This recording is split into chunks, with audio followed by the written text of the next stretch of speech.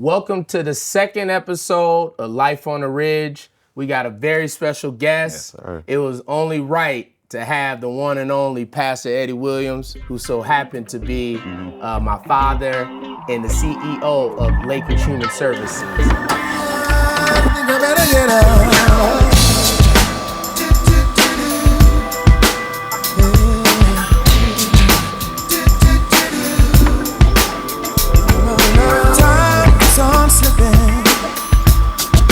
Into the future. Time is on slipping into the future.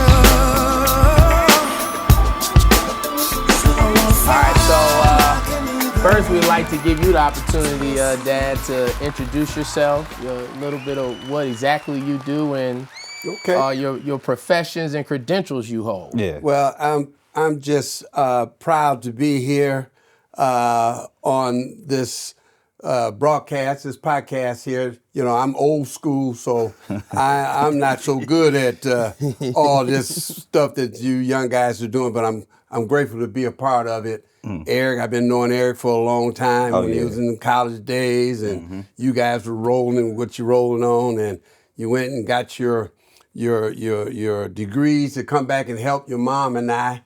And to help this population of people. Yeah. And so this is a 25-year journey for me, and I'm about ready to hand this thing to this young generation because, you guys know a little bit more. I'm out of speed, but I'm not out of touch. Okay. So I'm just glad to be here in this podcast with Jonathan and Eric. Man, so Dad, first kind of give a little bit of history of yourself, because there's a lot of history of of the family's involvement in the city, and kind of a little bit of granddad's beginning too. A little bit, if you could elaborate on that a little bit. Well, we come from the construction company and business.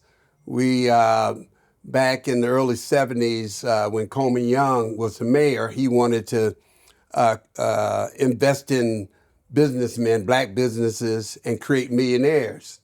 I'm not going to say we were millionaires, but we were touching. My dad was touching Eddie C. Williams, the senior.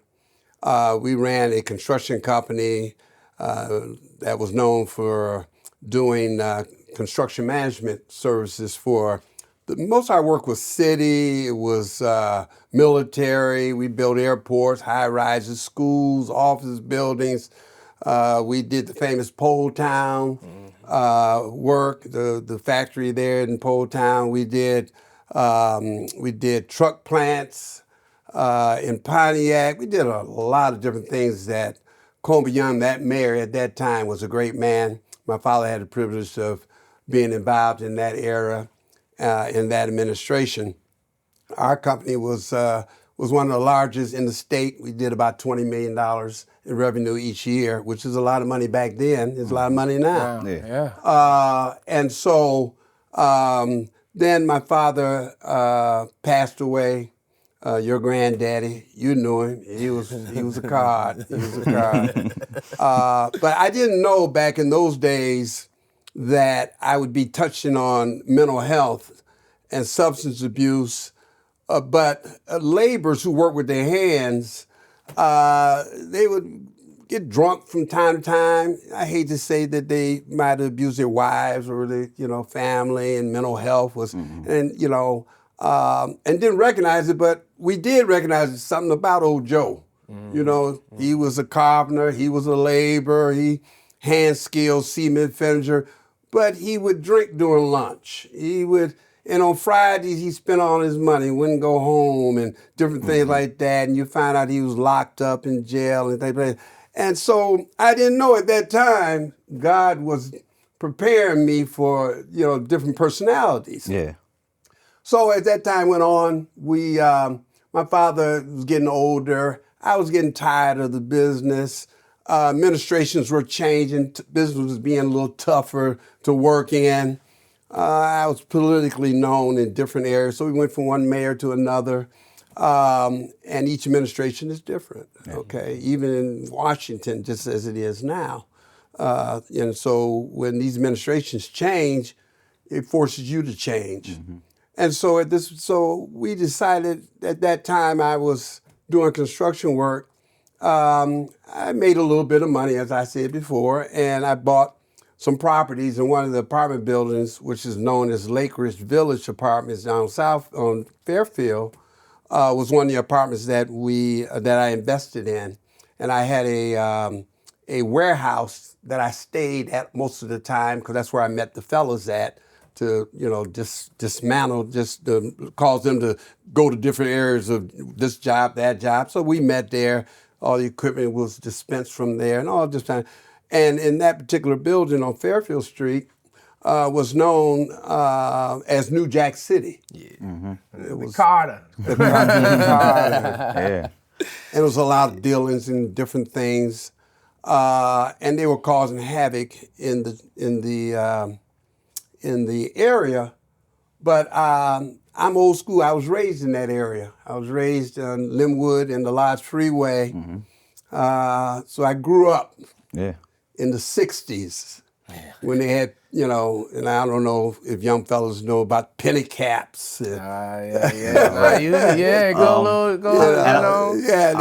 wanted to ask a specific question as far as like from your father, like what were some of the lessons he taught you about business as far as being an upstanding man, as far as continuing that legacy? How did that, what were the lessons that you learned? You had to be a man of integrity. My dad dealt business from a handshake. Yeah. And then he had people like me to do the contracts. Because my background is engineering. That sounds familiar. Yeah.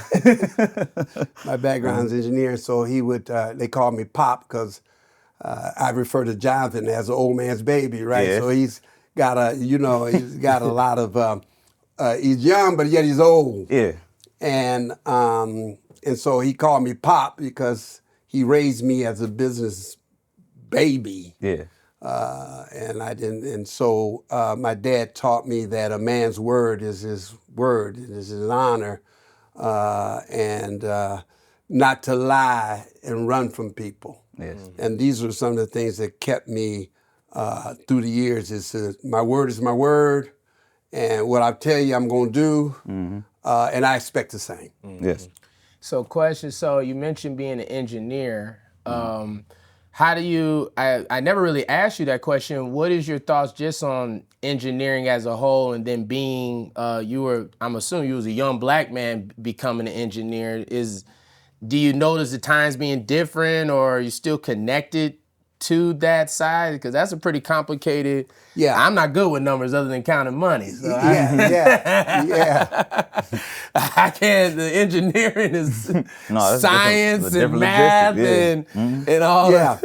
Well, my father, your granddad was a bricklayer, and he worked for the Board of Education, and he moonlight it in the evenings. And they didn't really want you to moonlight when you was working for folk. For the crowd, what is moonlight? What is extra job. Okay. Okay, I forgot.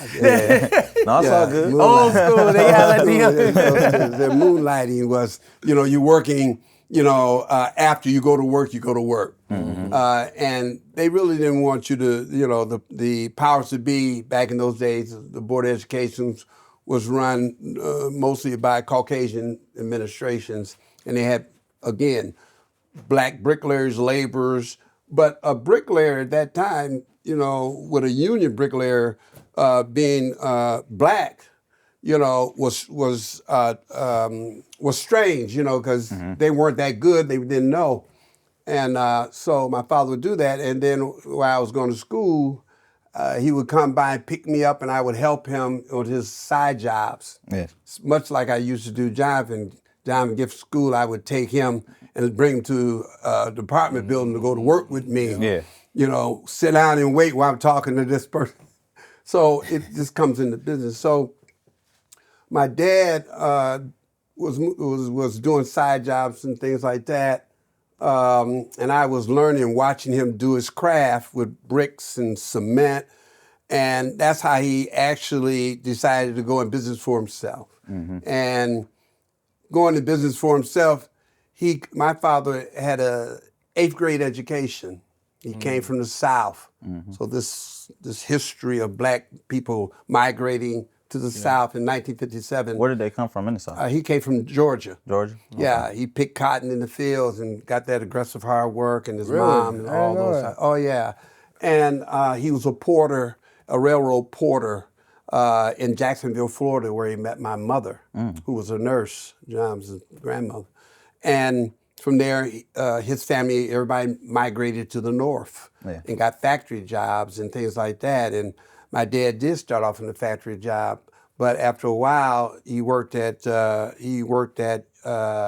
I want to say it was U.S. Rubber or Uniroyal Rubber. It was on Jefferson, right at the edge of near Belle Isle. They tore it down. He worked there at night, and then he also worked at Great Lakes Steel before he got his. That's where he learned how to lay brick, and then he went on to the Board of Education and got his craft to be a journeyman bricklayer. And again, going back, he side hustled, took me to school, got me out of school. Wherever I was, if I was around the block playing football as a 12-year-old, I'd hear his raggedy dump truck coming up, and they all knew, don't pick Eddie because his daddy gonna come get him. Yeah. So I'd break up the team. Yeah. Oh man, you go again. Man. And he would ride from street to street. And my name, I told you, he'd call me Pop. He said, anybody seen Pop? And they would point, oh, he's over there, and he would come get me, take me to work with him, doing porches and driveways. And all that went into he just had a bigger vision for himself. And with 8th grade education, he developed a couple of companies, bricklaying companies, and then he picked up more work. And then he told me, I need you. And I'm like, okay. And I'm in high school. He said, we took drafting classes and I really didn't want to take them, much like Jonathan. I don't think Jonathan wanted to be a social worker. Yeah. You know what I mean? And so so I took all those classes and I was getting to work with him. And then it got to a point where he was demanding more because he had 8th grade education. He was demanding more from me. And he wasn't dumb. Yeah. But a man that's worth $20 million, getting to a company raising a $20 million company. Can't be stupid. Can't be stupid. But that was the drive to want to have more. And I think with young people now is that, you have to have a drive, something driven, a passion, if it's no more than to take care of your family. And that's what his was. He did that drive that he didn't know that it would take it that far. And maybe he did. Yeah. Maybe I'm not giving him enough credit. Maybe he did because he took it that far. Yes. And he employed all his children. I have four other siblings. And he employed every one of us. And he kept, pushing me to do this and to do that. And eventually, I went to night school at Lawrence Tech, all while I was working. Lawrence Tech. And and I finally graduated, got that done. And how long did it take you?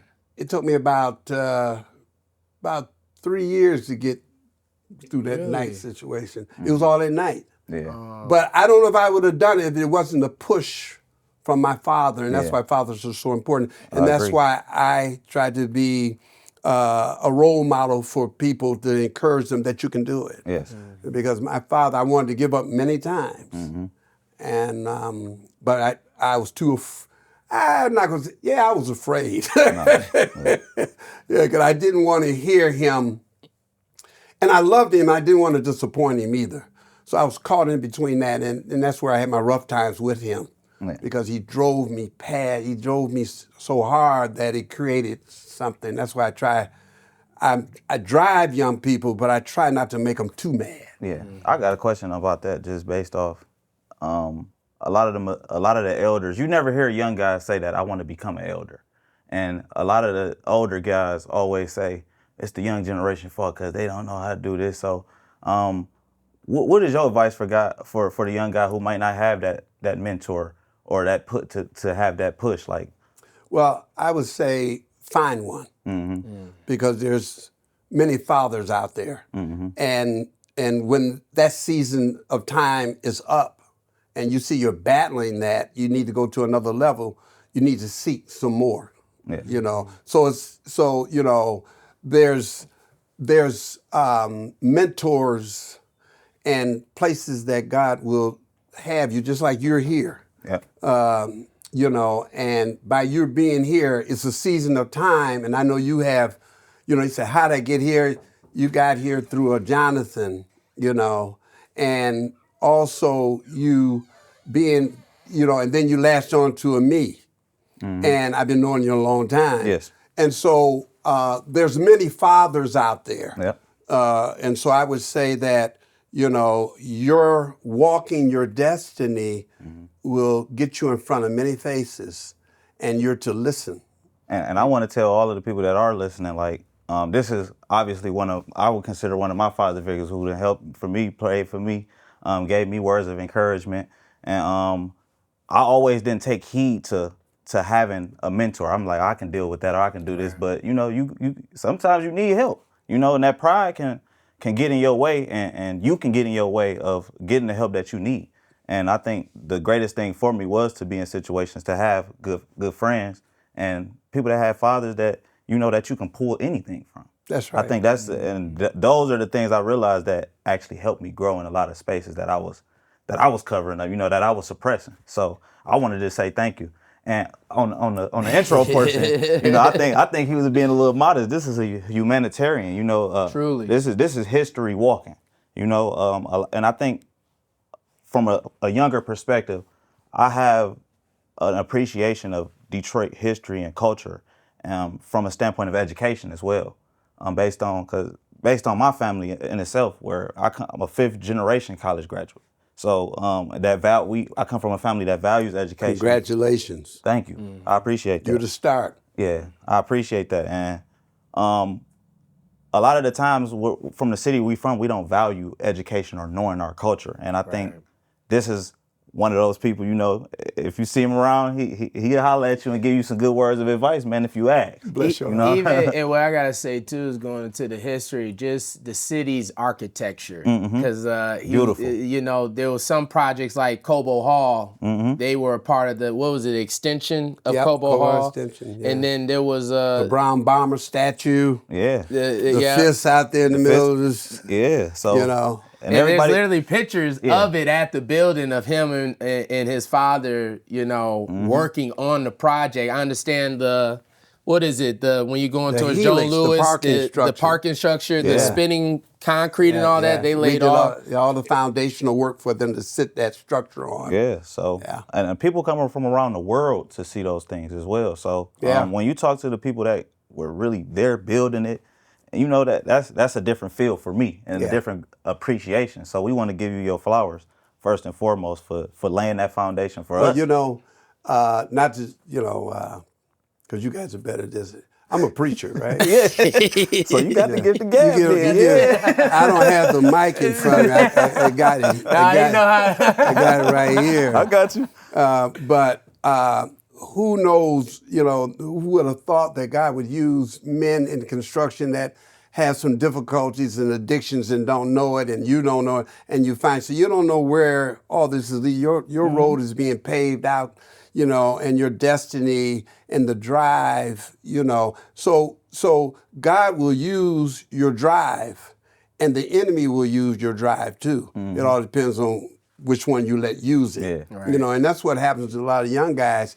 They have this passion and this driven, and, you know, but they have to choose a side to do. Am I going to use this drive to lift up mankind or my neighbor, or am I going to use this drive to pull them down? Yeah. Right. You see? And so, you know, it gets to the point where, you know, that I didn't know that I would take an apartment building and turned it into a Lake Ridge Human Services.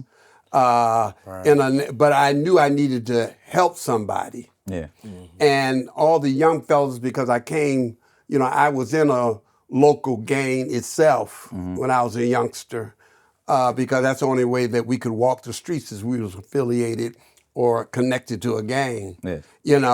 And I didn't do all the bad things that they did, but I needed to be safe. Yes. And so I understand where young people now, that especially today, that they have to affiliate themselves with somebody or connect in order to be safe. And yet, they need some outlet that they can mentor. And that's where people like myself and young men like yourselves have graduated and went through some stuff too. Yeah. Okay? No doubt. That you come to your senses, because you still had a sponsor or a father or a parent or somebody say, hey, Doc, you're going the wrong way.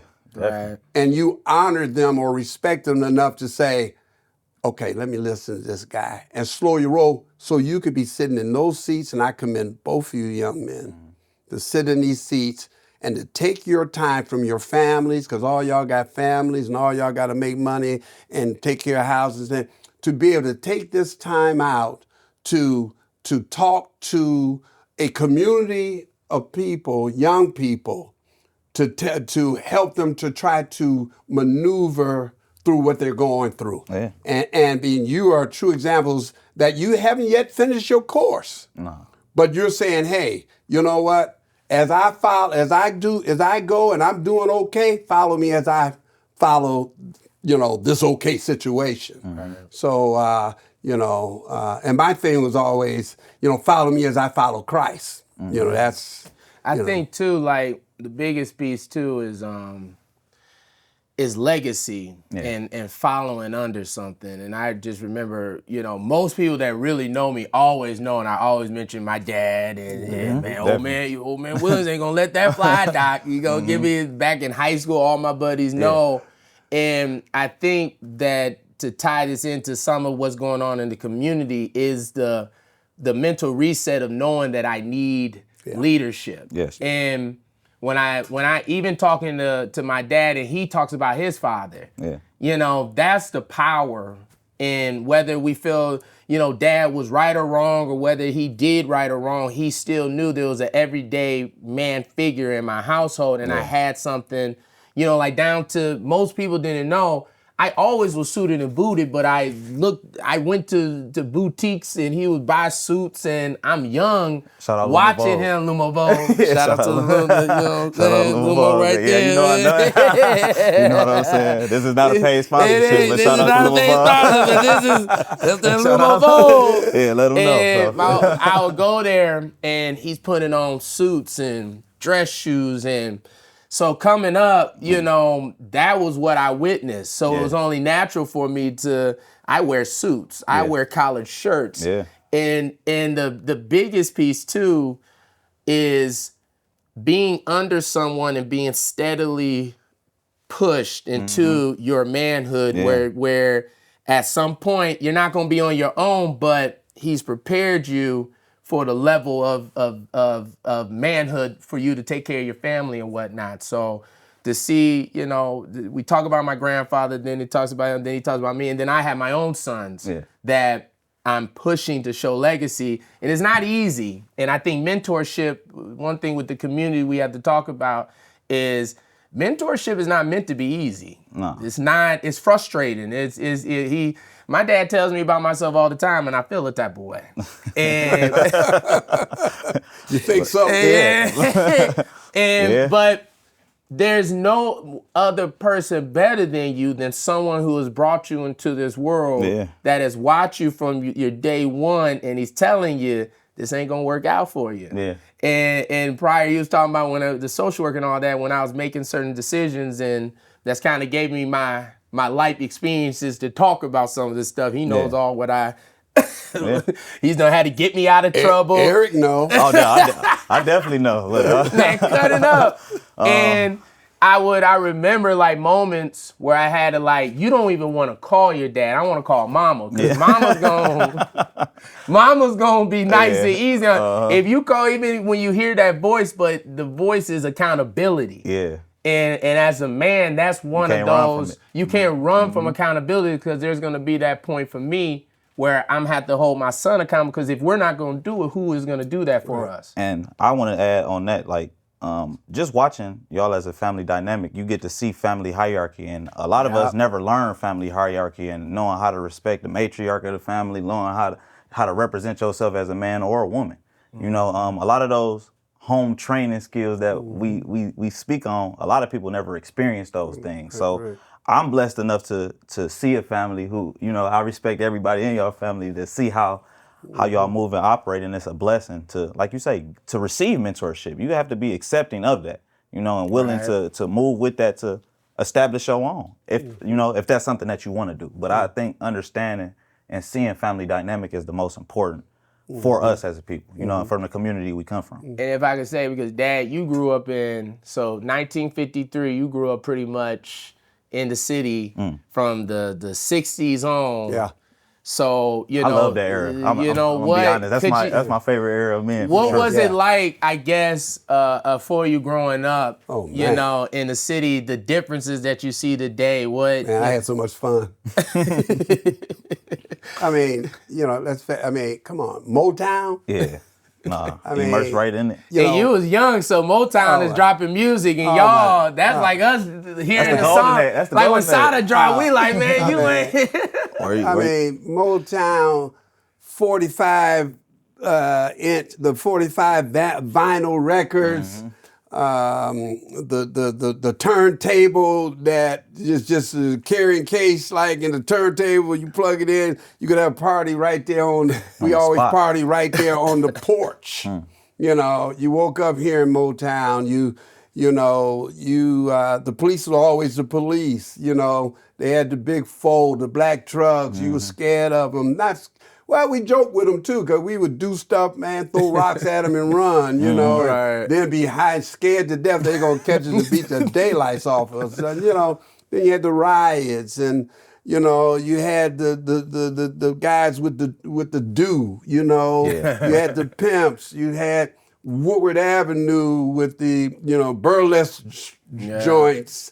You know, you had the after-hour spots, you know, where those guys would be in those pink Cadillacs, the pimps, and they would be rolling dice, and oh man, it was just so much. It's just culture, so much, man. You know, you had the shops, you know, you had the record shops on every corner where you could buy records. What was it, Zoot Suits? No, we weren't Zoot Suits.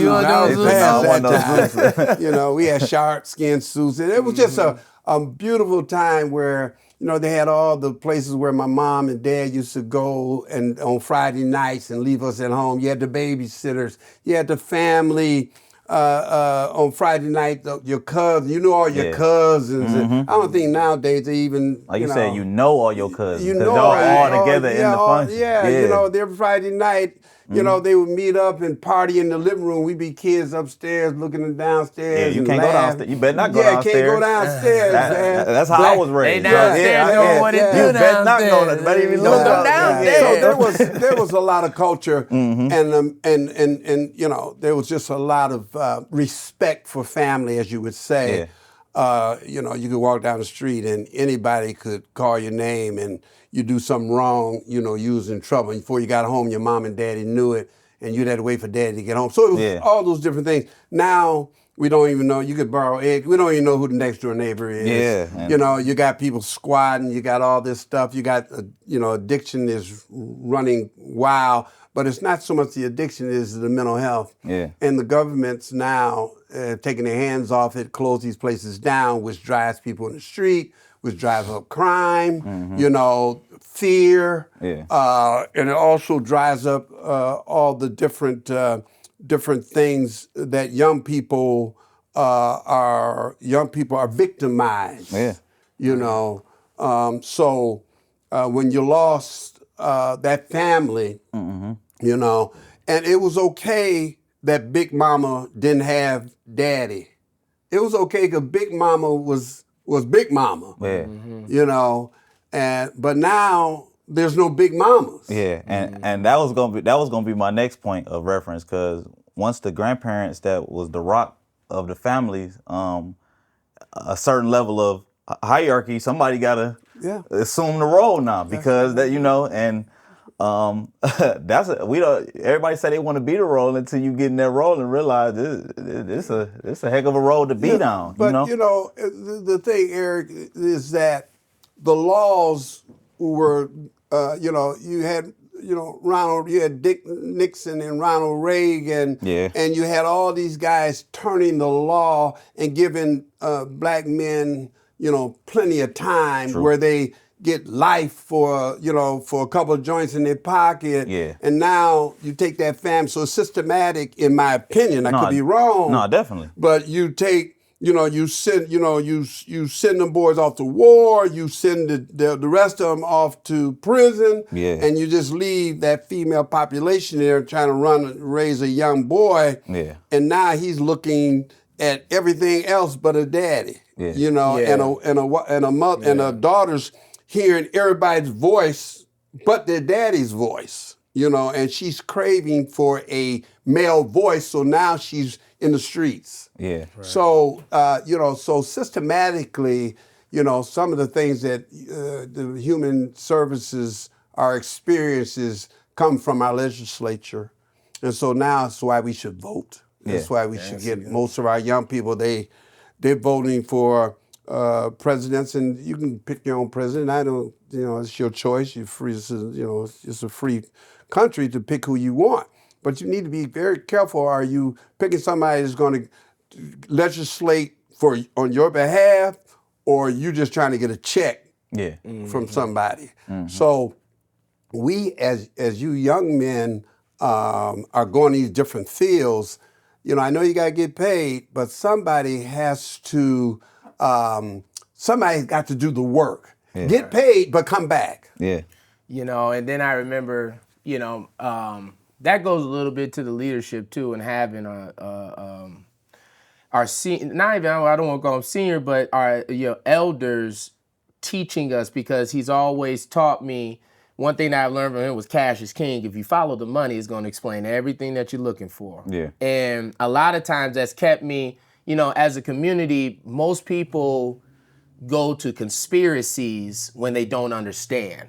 And it's always, and there's a lot of things that the legislative, and he hit on there when we go to the Crime Act, and back when the social welfare, if the man was living in the home, they couldn't get the benefits and all that. So there was a lot of, and I love you guys hit on that a little bit because there's so much man versus woman going on, and Dad, you probably we're looking at the side effects of all of the legislation that came down from years past. Exactly, and it's like, and now I don't know that you might see some of it, but it's so much man versus women. Yeah. And historically, I understand a lot of that because a lot of that comes from hurt, but we don't understand the historical connection to that. There was a lot of brothers that got sent to prison.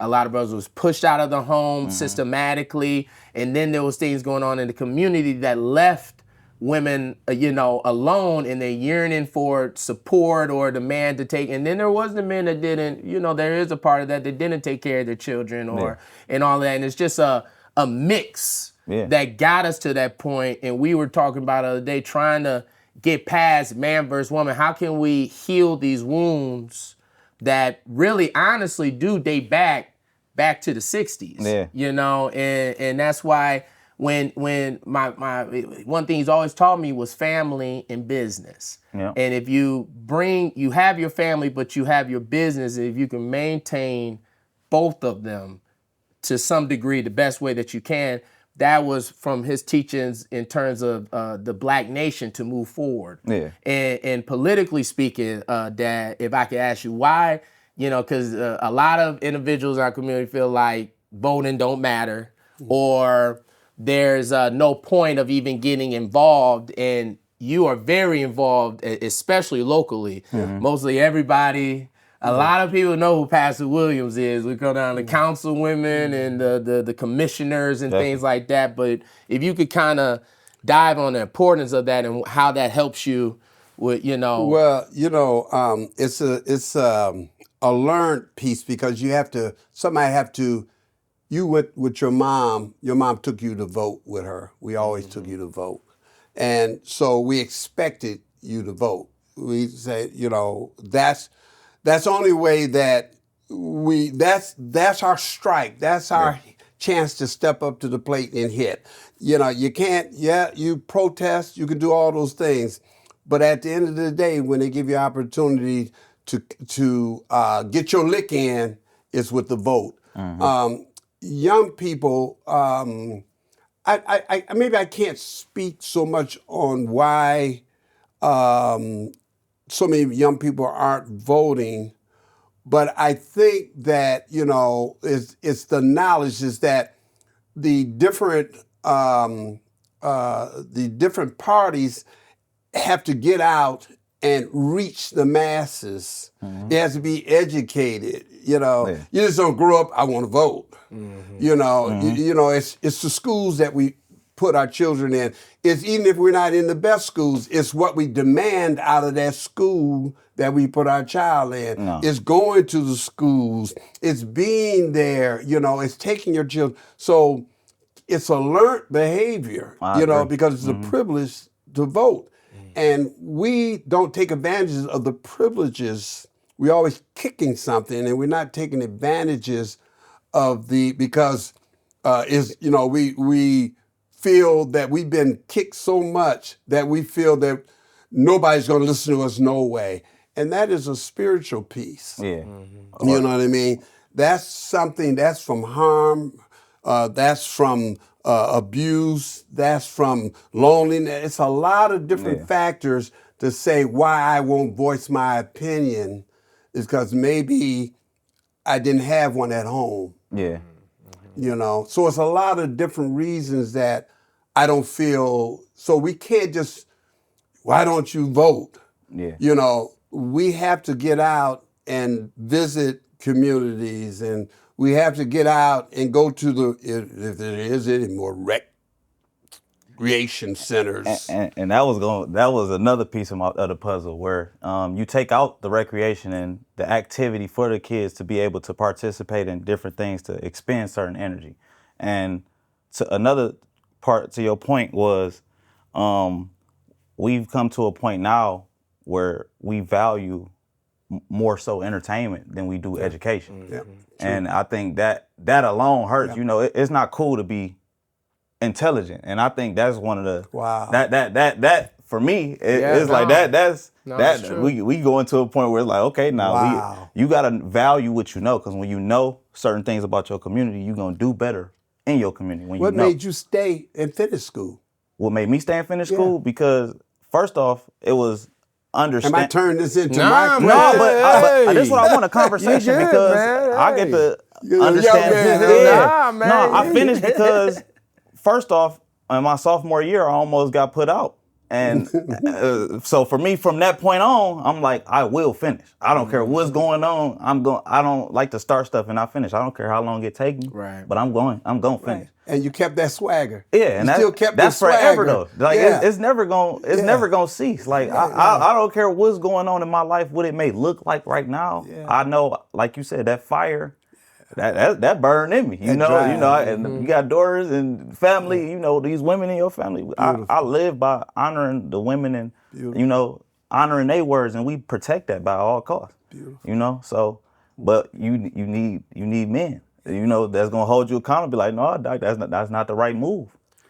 One thing, and he mentioned too about spirituality. We were talking about it a little ways back. I said, the moment the black community strayed away from the church is when we got worse.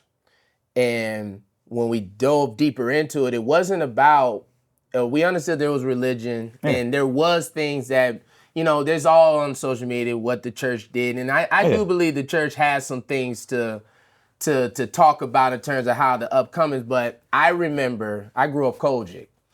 I remember going to church every day, and I had to dress a certain way. I had to talk a certain way. I had to respect any elder that was in that house. Yeah. I had to behave a certain way. I had to attend events.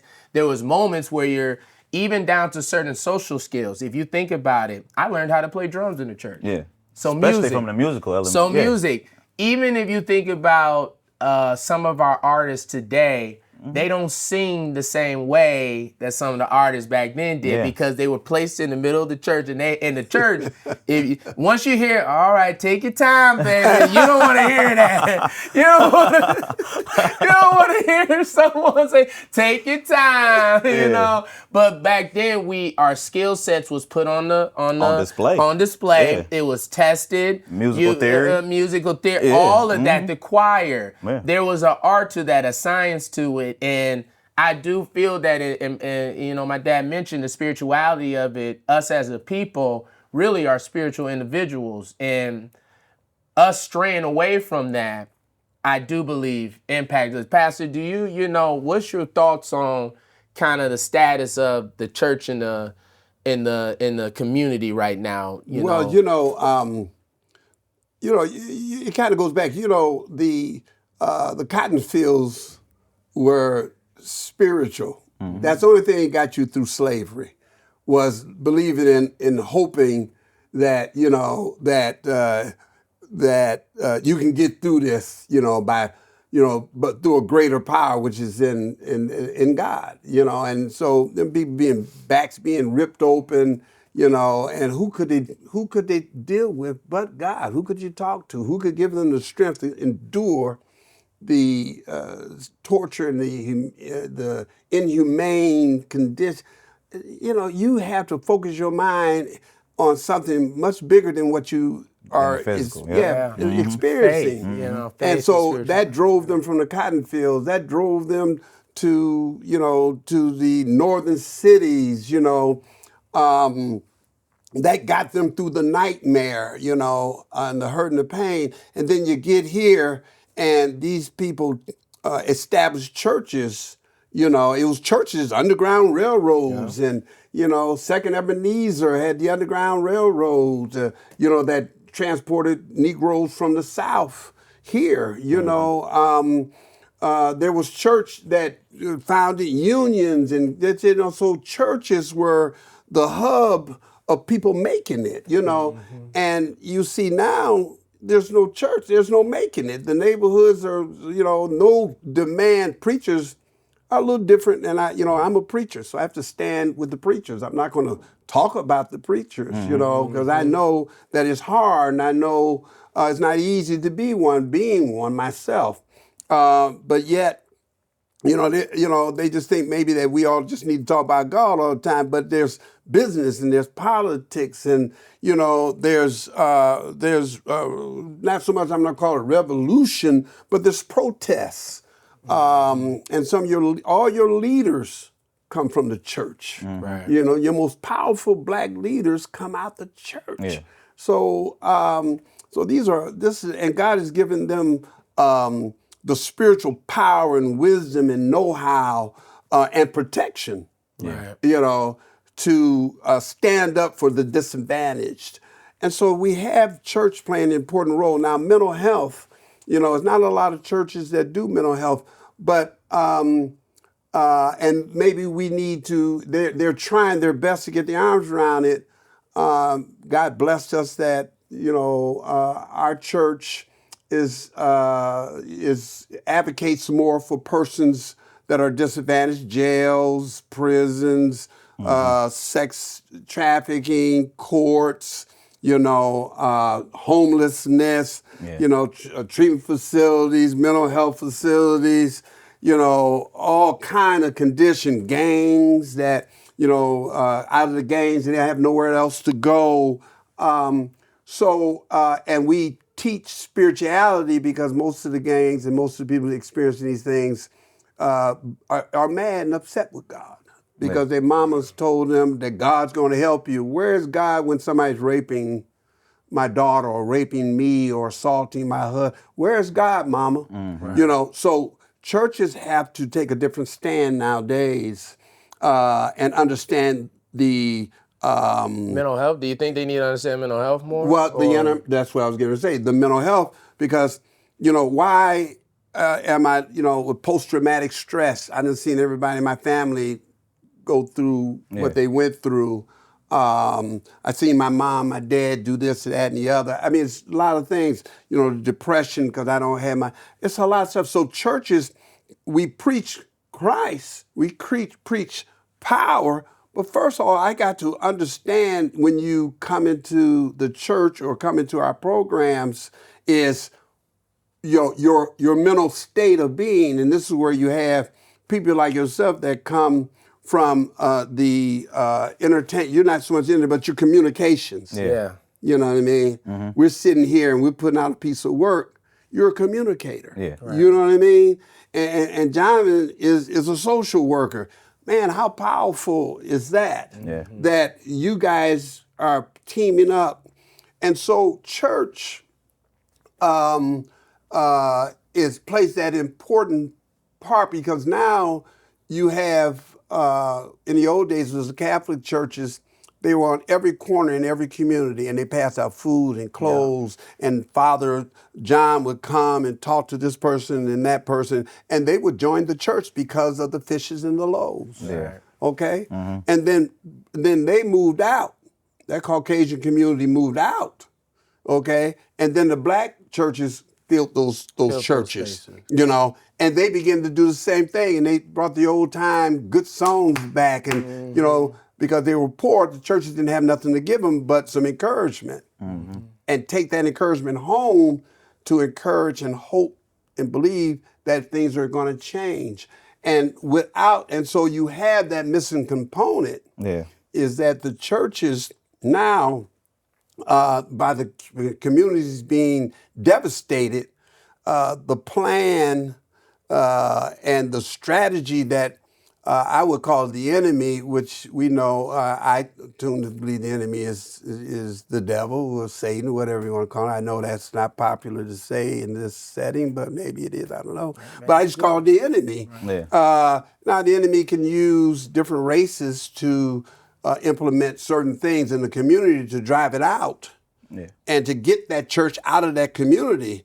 Therefore, you have the dope dens, and you have this, and you have that, and then there's no church bells ringing in that community. Right. And now that community is ravaged, and there's no political power in that community. And so they say, well, the government says, the city says, well, cut the lights off over there, or don't get the lights on over there first, because nobody living over there anyway. So when the power goes out, let them stay off first. But over here, where they're paying taxes and stuff, put that power on first. Keep those schools open. Yeah. So, so you really have to understand that it's a spiritual need, and there's a thirst and a hunger for knowledge, spiritual knowledge, so that we can get in. So we do in our programs, we deal with spirituality as they can take it. We don't force no one to join our churches. We don't force anybody to believe what we believe. We just try to educate them into awareness that there is a spiritual component in them that needs to awaken to help them. Mm-hmm. And then, so I'm glad you hit on that, because I know growing up, a lot of my values come from the church. Yeah. And then one thing that I have to say about, so the headquarters here is on Finkel. We're in front of, we're right by Cooley.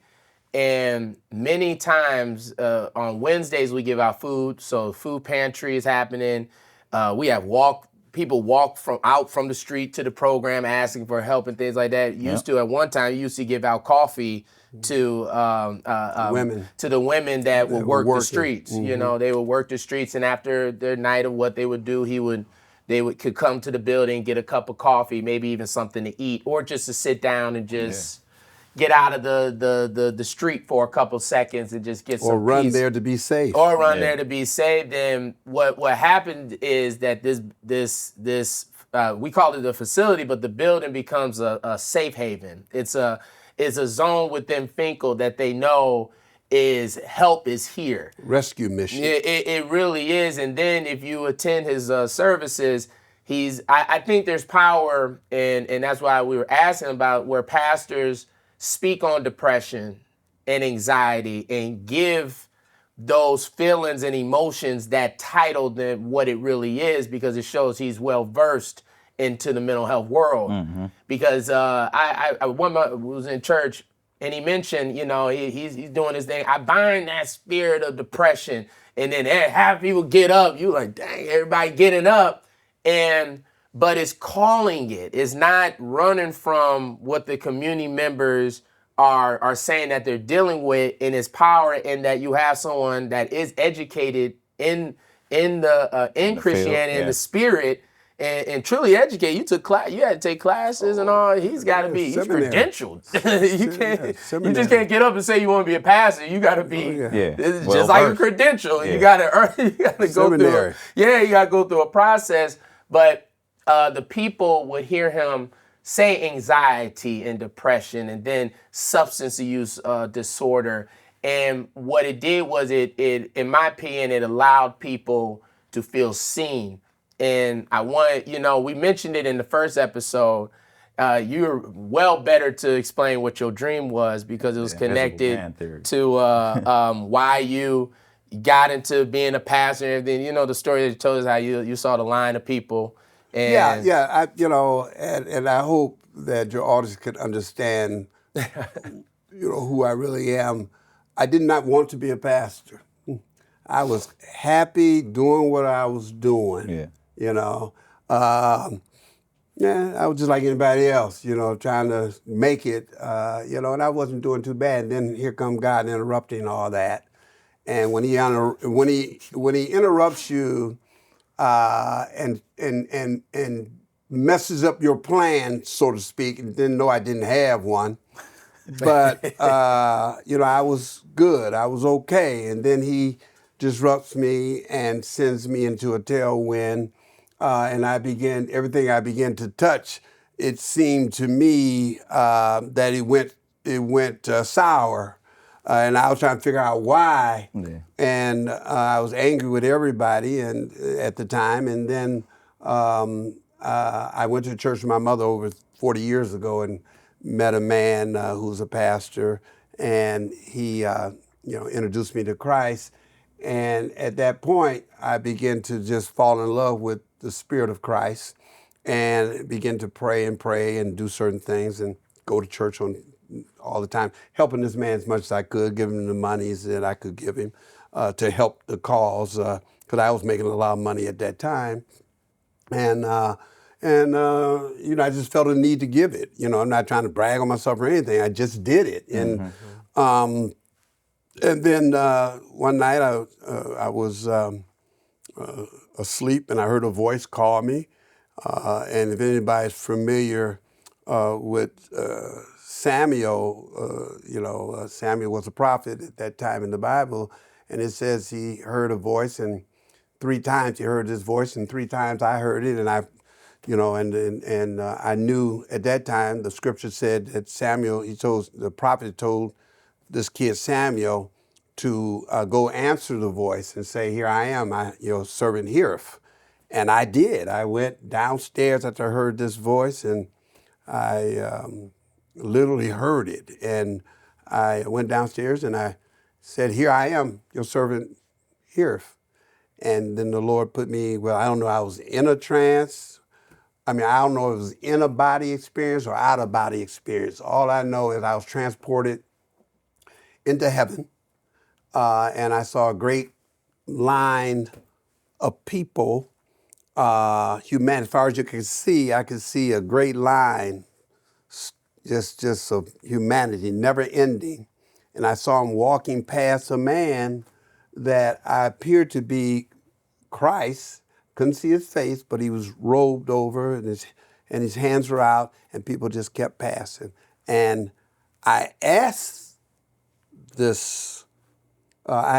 God, who are all these people? He said, these people are on their way to hell.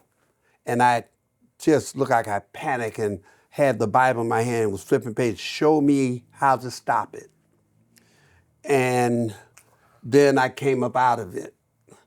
And ever since then, that's one of the dreams that dreams or transportations. I don't know, transport. I don't know, but it was real, and from that point on, I just was running, just trying to stop people from going into utter destruction with their lives and all. And I dedicated my life to that.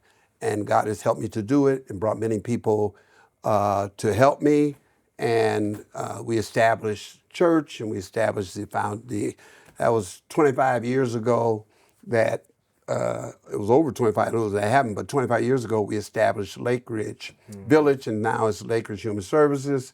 We employ a lot of people, clinicians, peers, all types of collaborations, city, state, courts, jails, hospitals.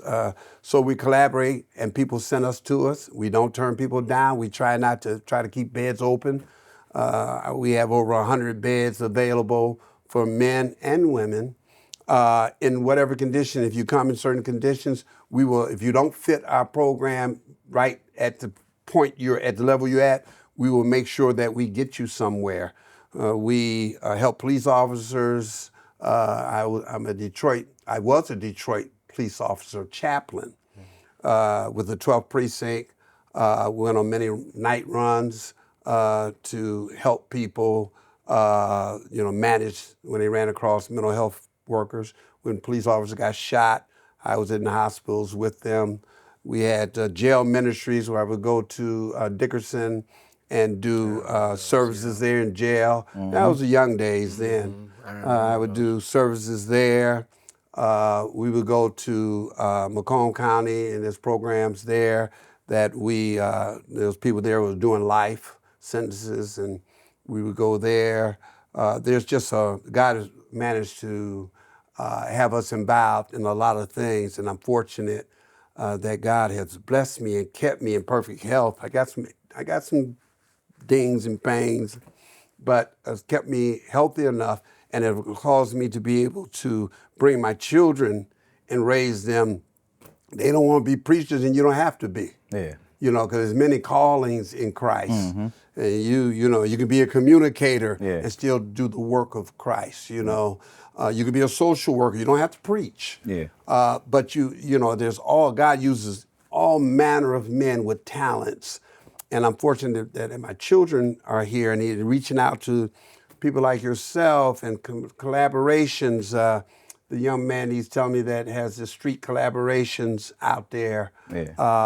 Shout out to Zeke, man. Shout out to Zeke. Yeah, I met Zeke, and he's we was at the hotel. Oh, Zeke. my God. That young man, I tell you, I was impressed, and I was impressed with that. But now it's up to young people to, I'm getting, I don't know if I'm getting tired, but I'm getting winded. Yeah. And it's time now to allow young minds to continue in the work in different ways, because you young guys think so much faster, so much easier, technology, and y'all know the lingo. And so I'm just pleased and honored that my son and Eric, you are a son. And, I know your mom, and you're a son, and I am so honored to have been a part of this podcast. Thank you. And hopefully I didn't do too bad. You did exactly what you needed to do. Too bad. Yeah. Man, we just want to just say to you, man, I remember being brought to that building years ago. Fighting all the way. Man, all the way long. And telling your mama you didn't want to go. I didn't want to go. I remember, I was seeing addicts. I remember the first time I opened the door, she opens the door and her eyes were like orange red. And I'm like, I don't want to be here. I don't want to be here. But I remember looking back, and I saw business. I see, we was in the office. I'd be sitting there with my Game Boy, and he just be conducting business, or he's talking to guys' lives. I'll see these street guys come in, and even at that time, I could tell there was some mental health going on, because he would get up, and I remember one guy so vividly. This is why I wear these watches. This is why I wear them, because it reminds me of the chains. And I would be a little kid like, and then I remember him just cool, like he was always cool with the goons and the goblins. Like he just was always. tapped in, and I remember painting that building. I remember cleaning it. I remember all the additions that we did to it, and to watch this company grow. I remember it was 15 clients, 5 clients, and to watch this company grow, and then to walk with my dad and in business at that, and setting up family legacy. That's why we felt it was just so important to call you out here and just talk about your history and the things that you've been. But just as your son, I want to let you know, man, I appreciate you for everything that you've done for me. No doubt. And I love you so much. Like you said, as an Dad. honorary son, you know, I appreciate all the advice you give. And like, I want to leave it where, like he said, you got to leave room for God in every scenario of your life, you know. And if you don't, you know, seek a mentor to help you lead you to this. Gotta have you a don't do it foundation. on your own. So, Well spoken. we want to say we appreciate y'all for episode 2 of Life on the Ridge. That's all for you.